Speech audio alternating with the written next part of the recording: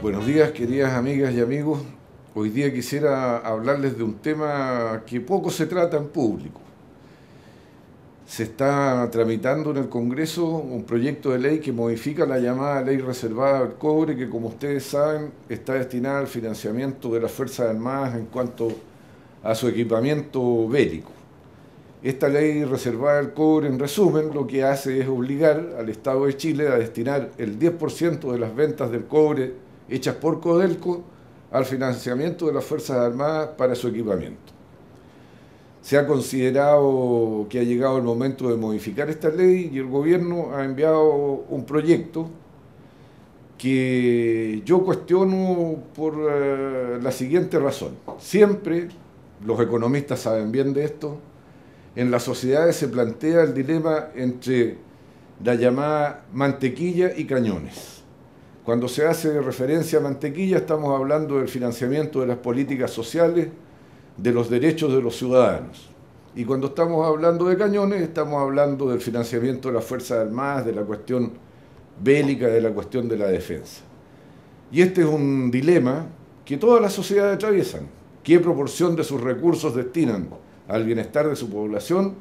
¿Qué proporción de sus recursos destinan a la defensa de su soberanía nacional?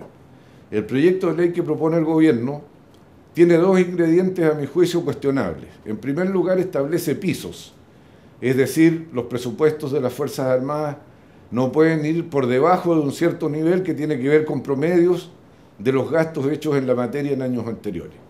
Y en segundo lugar, lo que a mí me parece más cuestionable, es que establece que el presupuesto de las Fuerzas Armadas será cuatrianual, o sea, se aprueba por una sola vez, pero es válido para 4 años. Esto significa que se cercena la soberanía nacional expresada en la figura del presidente de la República y expresada en el Congreso Nacional, que año con año tienen la misión, el deber constitucional, de discutir el presupuesto, incluido el presupuesto de las Fuerzas Armadas. Esta soberanía así depositada en el presidente y en el Congreso va a ser expropiada por una ley que va a tener vigencia por 4 años y durante 4 años ni el presidente ni el Congreso tendrán injerencia en determinar los gastos de las Fuerzas Armadas. Esto, a mi juicio, es una cuestión delicada, sobre todo porque el principal factor de fuerza de todo sistema de defensa y en particular de las Fuerzas Armadas es contar con la simpatía de su pueblo, con el apoyo de su pueblo. Y mal puede un pueblo apoyar a sus Fuerzas Armadas si sienta que estas son fuentes de privilegios injustos, de un trato diferente, mejor que el resto de los sectores. Entonces yo lo que digo es, si es necesario tener un presupuesto cuatrianual para las Fuerzas Armadas, ¿por qué no se puede tener también un presupuesto cuatrianual para educación, para salud, para vivienda? Recordémonos que este año Chile ha estado conmocionado por las demandas en materia de educación, se ha planteado la cuestión de la reforma tributaria y ya las voces se alzan por los escándalos de las utilidades excesivas de las ISAPRE y también hay un problema con nuestras pensiones, el financiamiento de la vejez de nuestros ancianos.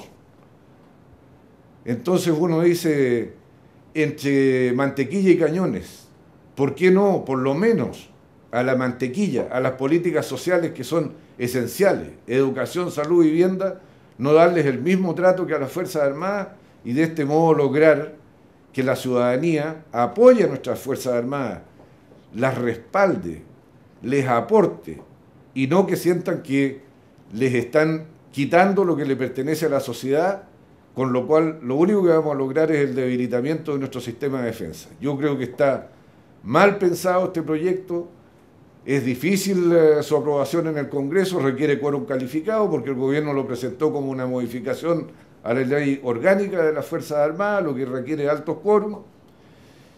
Pero yo quisiera que ustedes, amigas y amigos, me ayuden a divulgar esto porque la verdad es que esta discusión está completamente bloqueada en los medios de comunicación. han salido atisbos en diarios de restringida circulación, pero siendo un tema relevantísimo, de los más importantes que puede tratar un país, ustedes ven, estas opiniones no son recogidas.